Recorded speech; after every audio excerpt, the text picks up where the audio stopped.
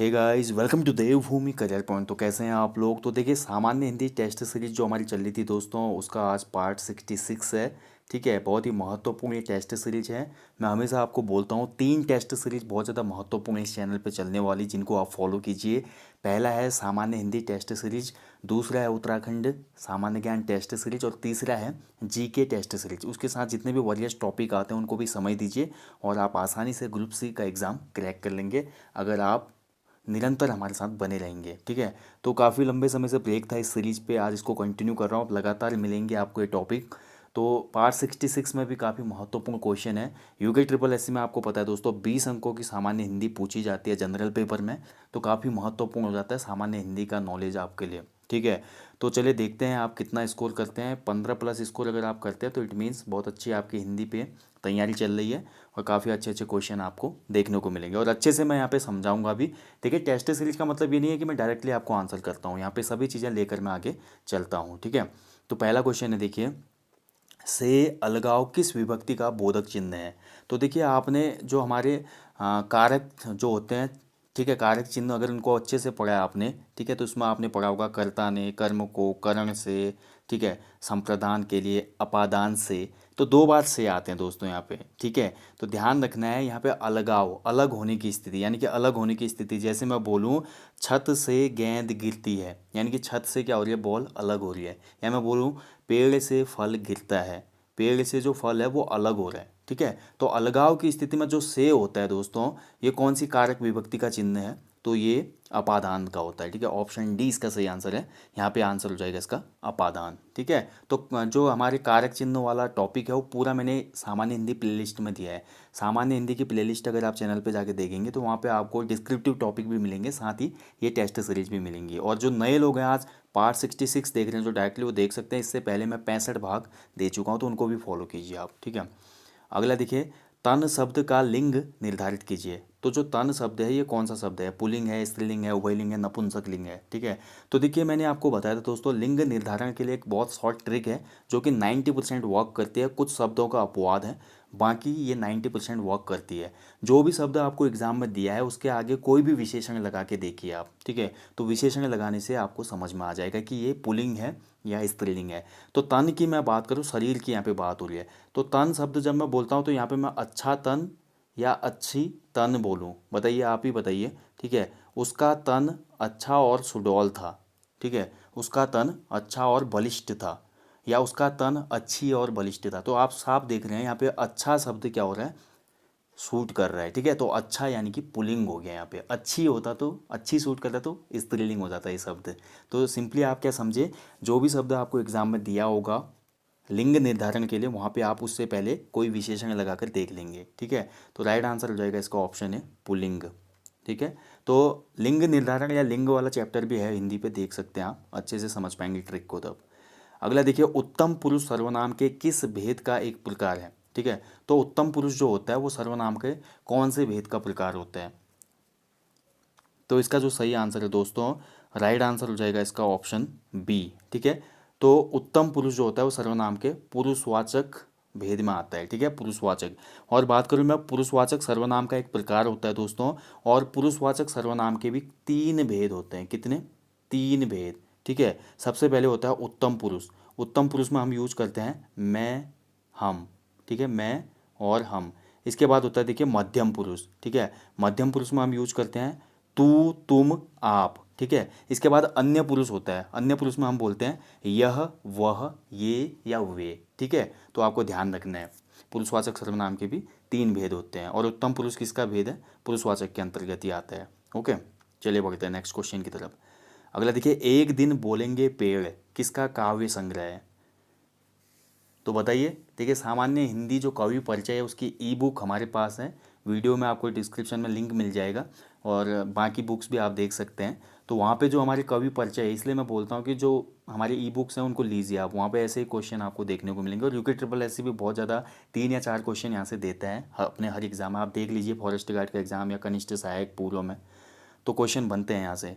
तो एक दिन बोलेंगे पेड़, ये राजेश जोशी जी की रचना है। ठीक है, बहुत ही महत्वपूर्ण है, राजेश जोशी जी। चलिए बढ़ते हैं अगले क्वेश्चन की तरफ। निम्न में से कौन सा अनौपचारिक पत्र का एक उदाहरण है? तो पत्र लेखन से भी क्वेश्चन हमेशा बनता है दोस्तों एग्जाम में। तो यहाँ पे बताना है आपको अनौपचारिक पत्र कौन सा है, ठीक है, अनऑफिशियल लेटर बताना है आपने, ठीक है। तो एक बार विकल्प देख लीजिए आप अच्छे से, थोड़ा छोटा कर देता हूँ मैं ताकि आपको सभी दिख जाए, ठीक है। तो बताइए इनमें से कौन सा अनऑफिशियल लेटर है। तो बहुत सिंपल, अगर अच्छे से आप देखेंगे तो बहुत ही सिंपल है, ठीक है। तो इसका राइट आंसर हो जाएगा दोस्तों ऑप्शन बी, बहन के विवाह में शामिल होने वाला पत्र, ठीक है। तो देखिए जो बहन का विवाह है इसमें शामिल होने वाला मित्र को लिखा गया पत्र है दोस्तों, ये अनौपचारिक पत्र है। अनौपचारिक पत्र क्या होते हैं अब आपको समझना है, ठीक है। तो अनौपचारिक पत्र एक ऐसा पत्र होता है दोस्तों जिसे निजी जीवन से जुड़े लोगों को लिखा जाता है, जैसे पिता का पुत्र के नाम पत्र, या मित्र का मित्र के नाम पत्र, ठीक है, भाई का बहन के नाम पत्र। तो ये सभी अनऑफिशियल लेटर के एग्जाम्पल हैं। ओके, तो ऑप्शन बी इसका सही आंसर हो जाएगा। चलिए बढ़ते हैं अगले क्वेश्चन की तरफ। अगला है देखिए, हिंदी भाषा में ह्रस्व स्वरों की संख्या कितनी है, ठीक है। तो ह्रस्व स्वर, ये क्वेश्चन डायरेक्टली अभी बना था फॉरेस्ट गार्ड एग्जाम में भी दोस्तों। जो हिंदी भाषा है इसमें ह्रस्व स्वर या मूल स्वर कितने होते हैं, ठीक है। दो प्रकार के स्वर होते हैं ना, एक ह्रस्व स्वर होता है, दूसरा दीर्घ स्वर होता है। तो यहाँ पे मूल स्वरों की बात हो रही है, कितने होते हैं हिंदी भाषा में। तो हिंदी भाषा में ह्रस्व स्वर या मूल स्वर होते हैं दोस्तों 4, ठीक है। ऑप्शन 20 का सही आंसर है, 4 होते हैं। आप कौन कौन से हैं ये मैं आपको बताता हूँ, ठीक है। ठीक है, तो मूल स्वर वाला क्वेश्चन आपने देखा होगा दोस्तों, फॉरेस्ट गार्ड में भी आया था। तो ये 4 जो ह्रस्व स्वर या मूल स्वर होते हैं, पहला होता है इसमें ओ, ठीक है, दूसरा होता है ई, ठीक है, इसके बाद होता है दोस्तों ऊ, और चौथा होता है री, ठीक है, री, ठीक है, री थोड़ा ऐसे होगा, ठीक है। तो ये हिंदी में दोस्तों 4 मूल स्वर या ह्रस्व स्वर होते हैं, ठीक है, ध्यान रखेंगे इसका। बाकी दीर्घ होता है, जैसे आ हो गया, बड़ी ई हो गई, बड़ा ऊ हो गया, ये सभी दीर्घ स्वरों में आ जाते हैं फिर। चलिए बढ़ते हैं अगले क्वेश्चन की तरफ। राहुल सांकृत्यायन साहित्य संस्थान निम्न में से कहाँ स्थित है। तो देखिए राहुल सांकृत्यायन जी से बहुत क्वेश्चन बनते हैं। लास्ट टाइम एग्जाम में क्वेश्चन बना था इनका मूल नाम क्या था। तो राहुल सांकृत्यायन जी का जो मूल नाम है, बचपन का नाम था, वो था केदार पांडे, ठीक है। क्या नाम था इनका, केदार पांडे, ठीक है। अब यहाँ पे पूछा जा रहा है इनसे संबंधित जो साहित्य संस्थान है उसकी लोकेशन। तो इसका राइट आंसर दोस्तों ऑप्शन डी, ये पटना में है, ठीक है, वर्तमान बिहार पटना में स्थित है। चलिए अगला क्वेश्चन है, सुहावना, लिखाई व छलिया में निहित प्रत्यय के लिए सही विकल्प का चयन कीजिए। तो इन शब्दों में कौन सा प्रत्यय लगा है दोस्तों, ठीक है। तो प्रत्यय तो आपको पता ही होगा ना, प्रत्यय क्या होते हैं। प्रत्यय शब्द के अंत में लगकर उसके स्वरूप में परिवर्तन कर देते हैं, ठीक है। तो सुहावना, लिखाई व छलिया है, इसका जो सही आंसर होगा दोस्तों वो ऑप्शन डी होगा। सुहावना में आवना प्रत्यय है, लिखाई में आई प्रत्यय है, और छलिया में इया प्रत्यय है, ठीक है। तो ऑप्शन डी इसका सही आंसर है। नेक्स्ट क्वेश्चन की तरफ बढ़ते हैं। निम्न में से कौन सा शब्द तत्सम है, ठीक है। तो बताना है तत्सम। अब तत्सम की डेफिनेशन आपको पता होनी चाहिए दोस्तों। तत्सम शब्द क्या होते हैं। तो तत्सम शब्द संस्कृत के वो शब्द होते हैं जो हिंदी में ज्यों के त्यों प्रयुक्त होते हैं, जिनको मतलब तोड़ा मरोड़ा नहीं गया है, जैसे वो एग्जैक्टली संस्कृत में हम यूज़ करते हैं वैसे हिंदी में यूज़ करते हैं। तो बताइए इनमें से कौन सा तत्सम होगा।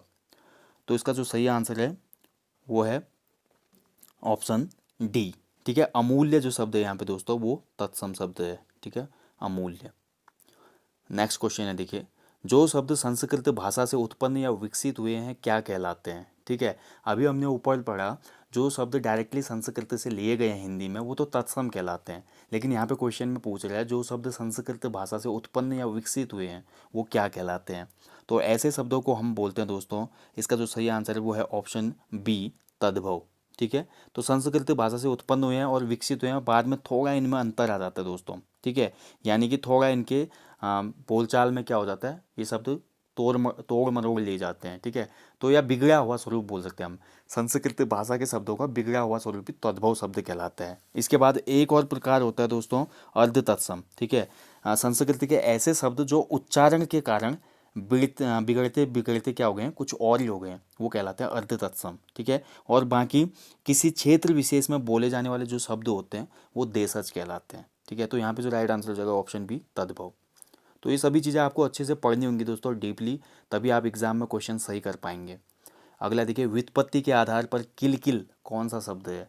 तो किलकिल जो शब्द है दोस्तों ये कैसा शब्द है ये पूछा जा रहा है इसमें, ठीक है। व्युत्पत्ति या उत्पत्ति के आधार पर, दोनों शब्द एक ही होते हैं, व्युत्पत्ति या उत्पत्ति, ठीक है। तो किलकिल की मैं बात करूँ दोस्तों, ये एक देशज शब्द है, ठीक है। देशज शब्द की डेफिनेशन मैं आपको बता चुका हूँ। देशज शब्द क्या है? किसी क्षेत्र विशेष में बोले जाने वाले शब्द देशज कहलाते हैं। फॉर एग्जाम्पल लोटा, खिड़की, खिचड़ी और ये किल, ठीक है, ये सभी देशज शब्दों के एग्जाम्पल हैं। नेक्स्ट देखिए, अलमारी में कौन सी भाषा का शब्द है? तो अलमारी कौन सी भाषा का शब्द है, ठीक है। तो देखिए यहाँ से भी एक क्वेश्चन हमेशा बनता है, आपने देखा होगा, कभी अलमारी पूछता है, कभी पपीता पूछता है, कभी बारूद पूछ लेता है, ठीक है। अलग अलग शब्दों को पूछ लिया जाता है एग्जाम में। तो आपको फारसी भाषा के शब्द, जापानी भाषा के शब्द, तुर्की भाषा के शब्द, पुर्तगाली भाषा के शब्द, ये सभी याद करने होंगे, ठीक है, थोड़ा थोड़ा। तो यहाँ पे जो राइट आंसर होगा अलमारी, तो अलमारी पुर्तगाली भाषा का शब्द है, यानी कि ऑप्शन बी इसका सही आंसर है, पुर्तगाली, ठीक है। इसके साथ साथ पुर्तगाली भाषा के अन्य जो शब्द हैं वो हैं जैसे कमीज़ हो गया, ठीक है, पतलून हो गया, आलपिन हो गया, काजू हो गया, ठीक है, ये सभी पुर्तगाली भाषा के शब्द हैं। अगला क्वेश्चन है, देखिए, जिन शब्दों का प्रयोग वाक्य को श्रव्य भावार्थ और बल प्रदान करने के लिए होता है लेकिन वो वाक्य के अंग नहीं होते, क्या कहलाते हैं? अच्छा क्वेश्चन है। तो ऐसे शब्द जो वाक्य को श्रव्य भावार्थ तो देते हैं और साथ ही बल भी प्रदान करते हैं, लेकिन बेसिकली देखा जाए तो वो उस सेंटेंस के पार्ट नहीं होते, ऐसे वर्ड्स या ऐसे जो हमारे अंग जो होते हैं वो क्या कहलाते हैं, यहाँ पे पूछा जा रहा है, ठीक है। तो इसका राइट आंसर है दोस्तों ऑप्शन डी, निपात। ऐसो ऐसे शब्द कहलाते हैं निपात, ठीक है। एग्जाम्पल से समझते हैं, जैसे मैं बोलूँगा कि वहाँ राम ही जाएगा, ठीक है, वहाँ राम ही जाएगा।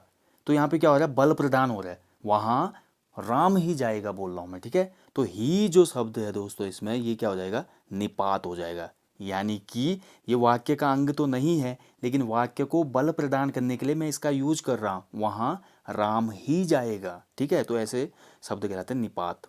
ओके, चलिए बढ़ते हैं अगले क्वेश्चन की तरफ। दिए गए शब्दों में से शुद्ध शब्द का चयन कीजिए, ठीक है। शुद्ध शब्द अशुद्ध शब्द भी पूछ ले जाते हैं कई बार, तो बताना है इनमें से दिए गए विकल्पों में कौन सा बिल्कुल शुद्ध है। तो दोस्तों इसका जो राइट आंसर है दोस्तों वो हो जाएगा, देखिए, मूल्यवान बिल्कुल शुद्ध है, क्लिष्ट यहाँ पे गलत है, ब्रह्म भी यहाँ पे गलत है, पृथक भी यहाँ पे सही है। यानी कि यहाँ पे दो शब्द बिल्कुल शुद्ध हैं इसमें, मूल्यवान और पृथक, ठीक है। तो दो आंसर हो जाएंगे, क्वेश्चन को डिलीट करते हैं। इसके दो विकल्प बिल्कुल सही है, मूल्यवान भी सही है शुद्ध रूप में और पृथक भी शुद्ध रूप में, बाकी क्लिष्ट और ब्रह्म अशुद्ध रूप में है, ठीक है। चलिए बढ़ते अगले क्वेश्चन की तरफ। दिए गए विकल्पों में से वह शब्द चुनिए जिसका प्रयोग सदा एक वचन में होता है। तो कौन सा शब्द है इनमें से जिसका प्रयोग केवल एक वचन, ठीक है, अच्छा क्वेश्चन है। And the right answer is option D. देखने से पता चला प्रत्येक, ठीक है। प्रत्येक जो शब्द है दोस्तों ये एक वचन में ही प्रयोग होता है हमेशा, ठीक है। जैसे एग्जाम्पल, वहाँ प्रत्येक व्यक्ति जाएगा, ठीक है। तो प्रत्येक क्या हो गया, एक वचन का प्रयोग होता है, सदा एक वचन में ही प्रयोग होता है इसका। बाकी देखिए जो और शब्द हैं हम देखिए बहुवचन में भी प्रयोग करते हैं, ठीक है। जैसे एक दुर्घटना हो गई और हजारों लोगों के प्राण चले गए, हजारों लोगों के बोले हम, बात तो बहुवचन की हो रही है लेकिन प्राण शब्द यहाँ पे ज्यों का त्यों यूज हो रहा है, यानी कि प्राण जो है एक वचन में भी यूज हो रहा है, उसका बहुवचन में भी यूज हो रहा है। आंसू का भी ऐसा ही है, एक वचन बहुवचन, कक्षा का भी ऐसा ही है, ठीक है। लेकिन प्रत्येक जो है वो सदा एक वचन में प्रयोग होता है, ठीक है, बहुवचन में इसका यूज नहीं कर सकते हम। अगला देखिए, वाक्यों का वर्गीकरण कितने आधारों पर किया गया है? अच्छा क्वेश्चन है, ठीक है। तो देखिए दोस्तों वाक्यों का जो वर्गीकरण है वो दो आधारों पर है, ऑप्शन ए इसका सही आंसर है, ठीक है। अब दो आधार कौन कौन से हैं? एक तो है अर्थ के आधार पे, पहला है अर्थ के आधार पर, जैसे इच्छावाचक वाक्य, संदेहवाचक वाक्य, ठीक है, प्रश्नवाचक वाक्य। और दूसरा होता है दोस्तों रचना की दृष्टि से, ठीक है, रचना। अर्थ के आधार पर और रचना के आधार पर वाक्यों का वर्गीकरण दो प्रकार हैं, ठीक है। और रचना के आधार पर वाक्य के कौन कौन से प्रकार होते हैं? तीन प्रकार होते हैं। अर्थ के आधार पे 8 प्रकार होते हैं वाक्य के, रचना के आधार पे तीन कौन कौन से होते हैं? पहला होता है सरल वाक्य, दूसरा होता है संयुक्त वाक्य और तीसरा होता है मिश्र वाक्य, ठीक है। तो ये रचना के आधार पे हुए, और अर्थ के आधार पर 8। ये मैंने पूरे टॉपिक दिए हुए हैं डिस्क्रिप्टिव सेशन में, सामान्य हिंदी की प्लेलिस्ट में, ज़रूर देखिएगा, अच्छे से समझ में आएगा। अगला देखिए, वो वे वाक्य सरल वाक्य कहलाते हैं जिनमें, तो यहाँ पे सरल वाक्य की डेफिनेशन पूछी गई है, तो तभी मैं बोल रहा हूँ जब तक आप ये वाक्य वाला चैप्टर नहीं देखेंगे समझ में कैसे आएगा, ठीक है। मैंने दिया हुआ है ये टॉपिक, अच्छे से आप देखिए, वाक्य क्या होता है, उपवाक्य क्या होता है, विधेय क्या होता है, उद्देश्य क्या होता है, ये सभी चीज़ें समझ में आएंगी। तो सरल वाक्य कौन से वाक्य होते हैं, डेफिनेशन सिंपली बतानी है आपको यहाँ पे, ठीक है। तो इसका सही आंसर हो जाएगा ऑप्शन सी, ठीक है। सरल वाक्य वो वाक्य होते हैं दोस्तों जिनमें एक ही उद्देश्य होता है और एक ही विधेय होता है। जैसे मैं बोलूँ राम घर गया, इसमें एक ही उद्देश्य है और एक ही विधेय भी है, ठीक है। तो एक ही उद्देश्य और एक ही विधेय वाले वाक्य सरल वाक्य कहलाते हैं। ऑप्शन सी हो जाएगा इसका आंसर, ठीक है। चलिए बढ़ते अगले क्वेश्चन की तरफ। प्रत्येक वर्ग का दूसरा और चौथा वर्ण क्या कहलाता है। तो देखिए यहाँ पे वर्ण से क्वेश्चन बन गया है, तो ये टॉपिक भी काफ़ी महत्वपूर्ण है। हमेशा एक क्वेश्चन यहाँ से देखने को मिलता है, कभी वर्ण पूछ जाते हैं कि कैसा वर्ण है, ये नासिक वर्ण है या आपका मूर्धन्य वर्ण है, ठीक है, तालव्य वर्ण है। तो आपको याद होना चाहिए कौन से वर्ण कैसे होते हैं। तो जो प्रत्येक वर्ग होता है, जैसे क वर्ग होता है, फिर चौ वर्ग होता है, टौ वर्ग होता है, तौ वर्ग होता है, इसका जो दूसरा और चौथा वर्ण है वो क्या कहलाता है, ठीक है।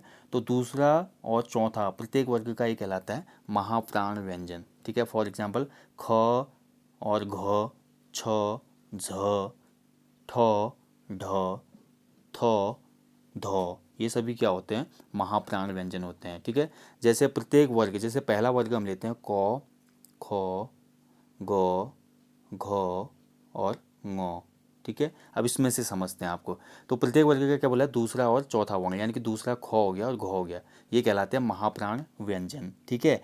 अब इसके बाद जो अल्प प्राण व्यंजन क्या होते हैं, तो अल्प प्राण व्यंजन प्रत्येक वर्ग का प्रथम और तीसरा, ठीक है, प्रत्येक वर्ग का प्रथम और तीसरा और पांचवा, ठीक है, ये हमेशा अल्प प्राण व्यंजन कहलाता है, ठीक है, ध्यान रखेंगे। और दूसरा और चौथा महाप्राण व्यंजन कहलाता है। अब उच्छिप्त व्यंजन क्या होते हैं, तो उच्छिप्त व्यंजन ऐसे व्यंजन होते हैं दोस्तों, ठीक है, जिसमें जिह्वा का जो अग्र भाग होता है वो मूर्धा की ओर जाकर झटके से नीचे की ओर वापस आता है, जैसे ढ, ठीक है, और इसके साथ साथ ढ, ये सभी क्या होते हैं, उच्छिप्त व्यंजन होते हैं। अनुनासिक व्यंजन क्या होते हैं, जिनके उच्चारण में नाक और मुंह दोनों से ध्वनि निकलती है, ऐसे कहलाते हैं अनुनासिक व्यंजन। तो प्रत्येक वर्ग में जो पंचमा अक्षर होता है लगभग वो अनुनासिक होता है, जैसे ङ, यों, ठीक है, और इसके साथ साथ ण, नौ, ठीक है, मौ, ये सभी क्या है, अनुनासिक व्यंजन है, ओके। तो ऐसे समझना है। तो इसका जो राइट आंसर है वो ऑप्शन है महाप्राण। चलिए अगला क्वेश्चन है, विदेशी दूतावासों के माध्यम से विदेशी सरकार को भेजा जाने वाला तार क्या कहलाता है। पत्र लेखन से क्वेश्चन बनते हैं, मैं जैसा बोल रहा हूँ आपको, ठीक है। तो देखिए किसी भी देश के विदेशी दूतावासों के माध्यम से विदेशी सरकार को जो तार भेजा जाता है, ठीक है, कूटनीतिक कूट में भी हो सकता है ये तार, और प्लेन तार भी हो सकता है नॉर्मल, तो इसको कहते हैं मितव्ययी पत्र, ठीक है। ऑप्शन ए सही आंसर हो जाएगा इसका, मितव्ययी पत्र, ठीक है। बाकी पत्र के प्रकार देखिए, एआरओ वाली जो सीरीज चलाई मैंने सामान्य हिंदी की, उसमें मैंने सभी पत्र दिए हैं, चैनल पे प्लेलिस्ट है, आप देख लीजिएगा। पत्र लेखन एआरओ के लिए वो आपके यूके ट्रिपल एससी के काम भी आएंगे। नेक्स्ट देखिए, विपत धन जाल, विपजाल में कौन सी संधि है। तो बहुत सिंपल है, देखिए संधि आपको समझना होगा, संधि वाला चैप्टर देखेंगे तो अच्छे से समझ में आएगा सभी चीज़ें। तो यहाँ पे देखिए विपत, तो, धन, ज, ठीक है, तो सिंपली क्या हो रहा है, व्यंजनों का यहाँ पे मेल हो रहा है, तो दो वर्णों के मेल को तो संधि कहते हैं, तो व्यंजनों का मेल हो रहा है, तो यहाँ पे क्या हो जाएगा, व्यंजन संधि हो जाएगी। ऑप्शन बी इसका सही आंसर है, बहुत सिंपल है, ठीक है। And the last question test का, दुरात्मा में कौन सा उपसर्ग है, ठीक है। तो दुरात्मा में कौन सा उपसर्ग होगा दोस्तों, पहले समझ लीजिए उपसर्ग क्या है। प्रत्यय तो हमने पढ़ लिया, प्रत्यय क्या होते हैं, जो शब्द के अंत में जुड़कर उनका अर्थ बदल देते हैं। वैसे ही जो हमारे उपसर्ग होते हैं, उपसर्ग क्या होते हैं, शब्दों के प्रारंभ में लगकर उनके अर्थ में परिवर्तन कर देते हैं, ठीक है। तो दुरात्मा, दुर धन आत्मा, ठीक है, दुर धन आत्मा, यानी कि ऑप्शन ही सही आंसर हो जाएगा इसमें, ठीक है। दुरात्मा में देखिए दु आधा रो होता है, फिर धन आत्मा, ठीक है, तो दुरात्मा हो जाएगी ये, दुरात्मा मतलब बुरी आत्मा, ओके। तो समझ गए होंगे। तो दोस्तों ये था सामान्य हिंदी टेस्ट सीरीज पार्ट 66। कितना स्कोर किया आपने बताइएगा जरूर कमेंट बॉक्स में। साथ ही जो क्वेश्चन पूछे जाते हैं उनका भी आंसर कीजिए। और देखिए सामान्य हिंदी टेस्ट सीरीज यहाँ पे आपको मिल रहा है, यूके जी के टेस्ट सीरीज आपको यहाँ पे मिल रहा है, इसके साथ सामान्य ज्ञान टेस्ट सीरीज भी मैं दूंगा। उत्तराखंड जी के ऑनलाइनर मिलते हैं, उत्तराखंड की महान विभूतियाँ, उत्तराखंड के वॉरियर्स टॉपिक स्टैटिक जीके के सब यहाँ पे फ्री में मिल रहे हैं। और बहुत से लोग कमेंट करते हैं कि आप फिर भी ऑनलाइन कोर्स चला रहे हैं पैसों के लिए, ऐसा नहीं है दोस्तों। काफ़ी लोगों की डिमांड पे ही उत्तराखंड ऑनलाइन कोर्स चलाया जा रहा है, जिसमें मेन फोकस है उत्तराखंड की हिस्ट्री पर, क्योंकि उत्तराखंड की जो हिस्ट्री है किसी एक बुक में सिंपली कंपाइल नहीं की गई है, वो बहुत बिखराव है उसमें। तो सभी बुक्स से डाटा लेकर एक जगह पर आपको अवेलेबल करने के लिए वो प्रयास किया गया है।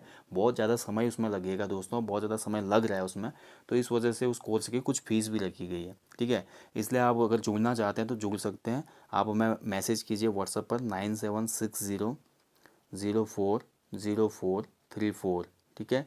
ये एक नंबर है। अगर ये नंबर नहीं लगता तो दूसरा नंबर है 7500010932, ठीक है। तो इन नंबरों पर आप मैसेज करके ऑनलाइन कोर्स की पूरी जानकारी ले सकते हो। उसमें आपको मिलेगा उत्तराखंड इतिहास, प्राचीन से लेकर आधुनिक इतिहास, उत्तराखंड राज्य आंदोलन हुए जो, और स्वतंत्रता प्राप्ति के बाद आंदोलन हुए जो, वो मिलेंगे। कुछ स्पेशल टॉपिक होंगे। उसके साथ साथ स्टैटिक जीके के पीडीएफ मिलेंगे उत्तराखंड जीके के, और एग्जाम पॉइंट ऑफ व्यू से जो महत्वपूर्ण पीडीएफ हैं वो दिए जाएंगे, ठीक है। सामान्य हिंदी के भी कुछ टॉपिक मैं दूंगा जो लूसेंट सामान्य हिंदी में नहीं दिए गए, जैसे पत्र लेखन हो गया, फीचर लेखन हो गया, पत्रकारिता हो गया, ठीक है। जो भी महत्वपूर्ण टॉपिक रह जाते हैं वो वहाँ पे दिए जाएंगे, ठीक है। बाकी जितनी भी चीज़ें हैं वो आपको चैनल पे निःशुल्क तैयारी करवाई जाएगी, आप निश्चिंत रहें, ठीक है। तो उत्तराखंड इतिहास का डिटेल्ड आपको ज्ञान लेना है तब इस कोर्स को ज्वाइन कीजिए। अन्यथा आप अनअकैडमी पर मेरा फ्री कोर्स भी देख सकते हैं उत्तराखंड इतिहास का, जिसमें मैंने चंद्रवंश, पंवार वंश और गोरखा शासन दिया हुआ है, ठीक है। बाकी कोई भी डाउट क्वेरी होती है हमारे फेसबुक पेज पे मैसेज कीजिए या इन नंबरों पे मैसेज कीजिए। और जल्दी मिलूंगा नेक्स्ट टॉपिक में। अपना ध्यान रखिएगा। जय हिंद, जय उत्तराखंड।